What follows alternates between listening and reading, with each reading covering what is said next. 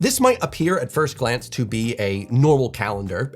I'm not trying to say that Americans have never seen a calendar before. They just, put the month first, which I kind of agree with in some contexts. But this is a very specific type of calendar used in a very specific location of the house that most everyone knows in the Netherlands, but outside of there, not so much. And that is what we're gonna be talking about today. There are a lot of really interesting common household items in different countries in Europe that are pretty rare outside of those countries. What are we gonna learn today? A lot. I found this from an Ask Europe thread on this topic. What are some common household items that you were surprised to learn are rare or non-existent in other countries? Netherlands. Has a bathroom birthday calendar been mentioned yet? By whom? No. So, this specific calendar, what makes this unique? Well, you might notice it doesn't have a year on it. Oh, that's practical, right? That means you only have to buy it once and then you can just kind of keep it forever. That's what the Dutch were thinking too. It is a birthday calendar, but to make things more unique, because you might have heard that before, it's kept in the toilet. For Americans, it's kept in the baño, in the bathroom. You take your poo, you're sitting on the toilet, you look to your left, you've got your Dutch birthday calendar, and you're like, Luke's birthday's coming up. I've got to remember to give him a greetings card. Or just there, isn't that convenient? And they just keep these little calendars in the bathroom. They last forever because there's no year on them, and you can always add someone's birthday to it, and therefore, because you're always there in your moment of solace and calm and tranquility, you can have that moment to remember your friends' birthdays. You see, Dutch people are really big into birthday culture. They're really big into celebrating each other's birthdays.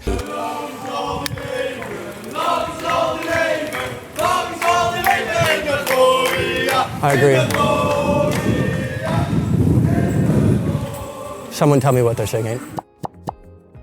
And I do want to note a cardinal sin if you ever visit a Dutch person's home and you inevitably come across one of these toilet birthday calendars. Do not write your own name in the calendar. This is actually not cool. That sounds like something out of Curb Your Enthusiasm. Just imagine them getting home one day, sitting in their toilet of solitude and then looking to the left and going, that's not my handwriting. The cheek! I just feel like that. You don't do that. If you have seen one of these outside of the Netherlands, please tell me, because the Dutch seem obsessed with this, honestly, really cute and innocent little idea. Oh, and if you're new here, hi, my name is Evan Edinger and I hate intros. So the second one we've got here is, apparently some Europeans, don't remember which, do not use the electric kettle that often. I was shocked because along with the Eurovision Song Contest, I assumed that electric kettles were a core European value.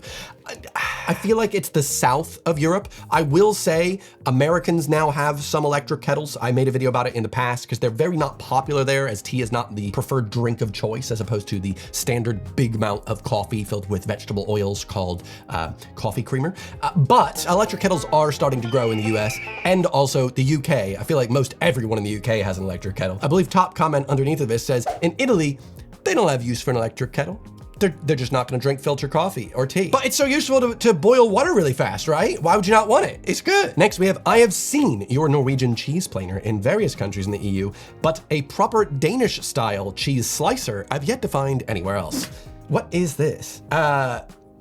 I have no use for this type of thing. I guess if you want to have slices of a brick of cheese, I guess it makes sense, but I have just used a knife since living here. Just slice the cheese myself. Am I being too extra, or is this too extra? Cool, Denmark, but I don't know if anyone needs it. I feel like I have seen this in the UK. I have seen some families have one of these cheese planer things for Christmas time. You get the cheese platter, you get one of those, but never had a use for it. Next, Juice Quebec bell pepper roaster. That has got a niche purpose. I think we have the technological marvel only in Bulgaria. Here is a link. All right, I'm excited to see what this looks like. Oh, I mean, wow, 60 quid, I'm sorry, 60 euro. It's an air fryer in it. It's a Bulgarian air fryer, but just a healthy version. That's actually really interesting. But maybe they just really, really, really love their roasted bell peppers in Bulgaria. That makes sense. 60 quid though, where are you gonna put this? It's not enough space in my house for that. British homes do not have much room for that. American homes, baby. Americans watching are already on the Amazon affiliate links like, bell pepper roaster. Give it to me, Janet. Next, this is a really stereotypical answer, but Astian Kiovi Sakapi, dish drying cabinet. Oh, perhaps one of the most functional things you can have in your kitchen, even if you have a dishwasher. All right, that is clearly Finnish. What do we got? Let me see what, I mean, I guess that is practical. Every Finnish home, or supposedly the large majority of them, will have this big cupboard next to the sink for you to dry your dishes. Look at that. I can look at this and just think, man, how I'd rather use that space for like anything else, like storing pantry items because the size of my flat, but it looks good. Also, to be fair, when I visited Tampere, Finland, which is a city completely surrounded in lakes, the water was delicious. In London, the water is so hard that I feel like if you had one of these types of devices, it would just leave streaks on everything, right? To be fair, I just use a dish drainer on the side, so I'm no better than these people. I also don't care about streaks, except on Duolingo. It seems nice, but it seems like a bit of a waste of space. If you have all the space available for it, I guess that's cool. And to be fair, it does make sense in terms of it's like taking the dish drainer that like I have next to my sink, and I feel like most Brits and most Americans have next to their sink, and it kind of hides it away behind a door. So I would say this is quite supreme, but I'd rather use that space for just any other pantry items. All right, next up, what have you never heard of? Have you heard of the Flessentrekker? It's pretty useful. It's literally a bottle puller, a simple item to empty out bottles. Still useful for ketchup bottles, but indispensable when yogurt, etc. Still came in glass bottles instead of in cartons. I mean, it also looks like it could double as a really useful back scratcher, so I mean, that's useful. Yet again, the Dutch coming through with a practical item to make sure they get every little drop out of their yogurt containers. Also, wow, €3.95, that's a bargain. You might as well pick one up. I'll put a link in the description if you want one of these. Therefore, they're no longer just a Dutch treat. Now everyone can have a Flessentrekker. I'm trying to think of how useful this would be for me. I do wish we would go back to many like glass bottles and things in terms of it's just better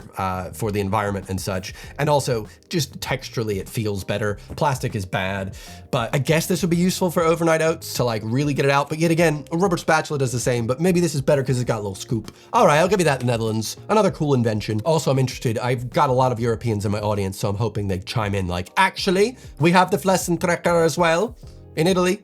Italy's always coming in here trying to say the guy everything. Actually, it's Portugal. Portugal's probably gonna come into my comment section claiming ownership of everything. I went on a trip to Portugal once and the woman that was giving us a tour tried to tell us that Marco Polo was actually Portuguese, and I went, I've read books before, ma'am. We just went to his hometown. She was like, it depends on what you believe. And I went, okay.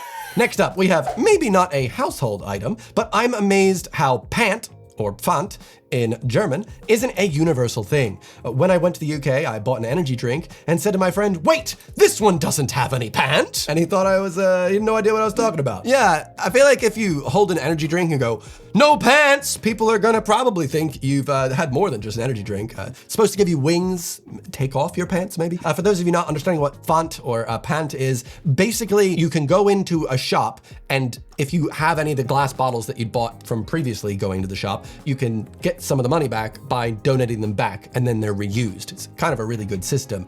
In Germany, when I was there recently, you can notice that, especially at nighttime, you'll see people going through the bins, pulling out glass bottles because they can actually turn those in, recycle them and get money for them. So it kind of cleans up the recycling, like improves recycling. Also, they find them on the streets and things and gives them money. So it's kind of like a win-win. Also, to be fair, the UK is generally, in terms of culturally, very bad at recycling compared to most European countries, I'd say. The US is much worse from my experience. Even the very green university that I went to in the States, I watched once when the bin men just like took the recycling and the garbage and the glass and and they just took it and they just put it all in the same thing. And I was like, oh, I hope that's like, I guess gonna be sorted again, but why would you?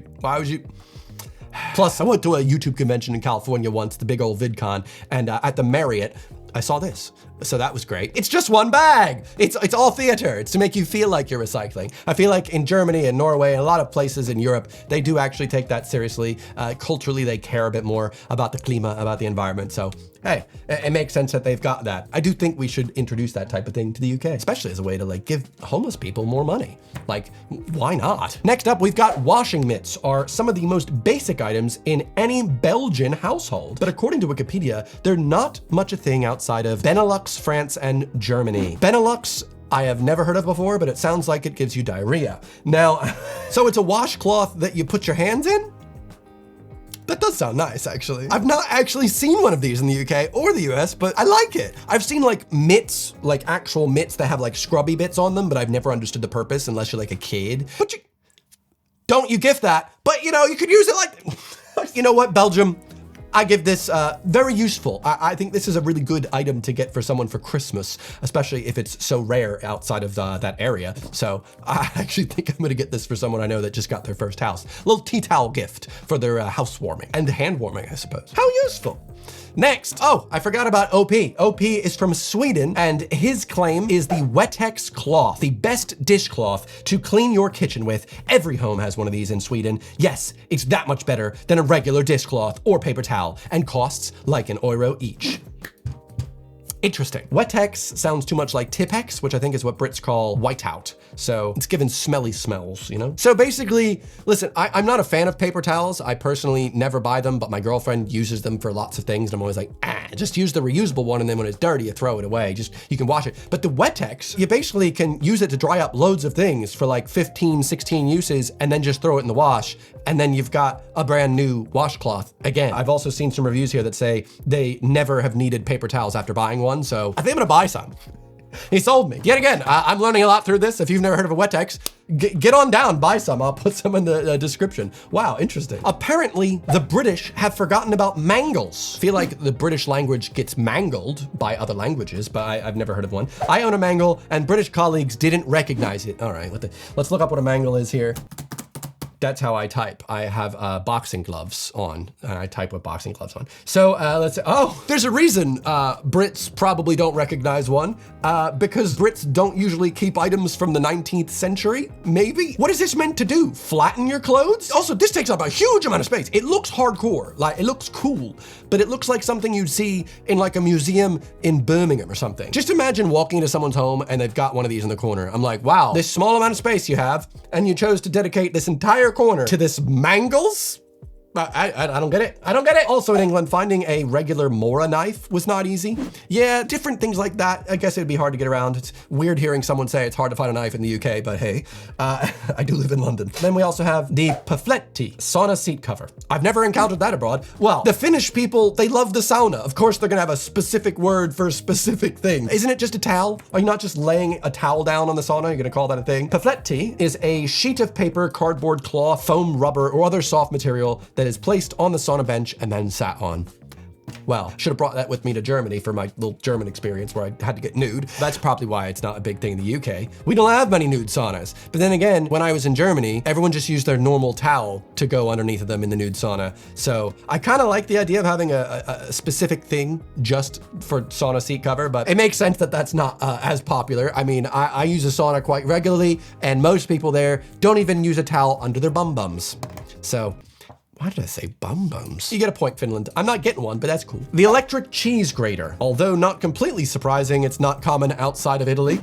How much cheese do you need to grate? I actually have never heard of an electric cheese grater before. It makes sense. Whenever I'm grating a lot of hard cheese, like for a cacio e pepe, I feel like that's the only time where I'm like, I wish I had a faster method. Yet again, please don't gift this. But for fruit and vegetables, oh, okay, so you don't have to just use it for cheese. That's pretty cool. Also, I imagine that is not enjoyable to clean, so I feel like that'd be more trouble than it's worth. But I think I'm good at do it myself. Cheese puns, all right? They're not great. Stop! I wouldn't buy an electric cheese grater. That would take up so much space on my countertop. But cool, Italy, you got something unique. I've never heard of one. Next, I'm not sure if it's died back a bit now, but Scottish houses all have a spurtle. A spurtle for making porridge. Using a wooden spoon is okay as long as you stir the pot with the handle, not the spoon. What is a squirtle? That's the Elder Wand. So basically, it's a stick, right? You've got a very nice word for a stick. According to Wikipedia here, it says a spurtle is a wooden Scottish kitchen tool dating from the 15th century to stir porridge, soups, stews, and broths. But the rod-like shape means that the porridge can be stirred without congealing and forming lumps. I guess if you were mixing porridge with a spoon, the spoon part is gonna be like really coagulating it all, making it all stick together, whereas this is just proper mixing. You could have a slotted spoon. No, I guess that would cause too much drag as well. So the Scottish people went, just use a stick. I like the shape. I'd want to hold it in my hand, but I bet you have to make it yourself, right? Where's my grandpappy? He's gonna make me one. You can buy a spurtle for £3.50. Wow, I don't know how often you're making porridge. I'm actually not. I make overnight oats. So they kind of just look like the forgotten legs of a wooden chair, right? Like I'm just looking at this like, yeah, It's just chair leg. Just grab a chair leg. You can't even throw your granny off a bus, all right? Instead, take her by the chair legs, the spurtles. Either way, I don't know about you, but I feel like I've actually learned quite a lot today, and I've definitely added a few things to my cart. I'm excited to try out the cheap things. No offense, I don't need a bell pepper roaster, but I'm excited for this Swedish washcloth. Hope you enjoyed this one, guys. If you'd like to see a different video of me doing some Reddit content, I made a video a couple years back. Oh my. I'm looking at the thumbnail. That looks kind of like me just 4 years ago. How can you recognize tourists from your country in Europe? So if you haven't seen that yet, be sure to give that a watch. Other than that, thanks so much for watching, and I hope you have an amazing rest of your day. Goodbye.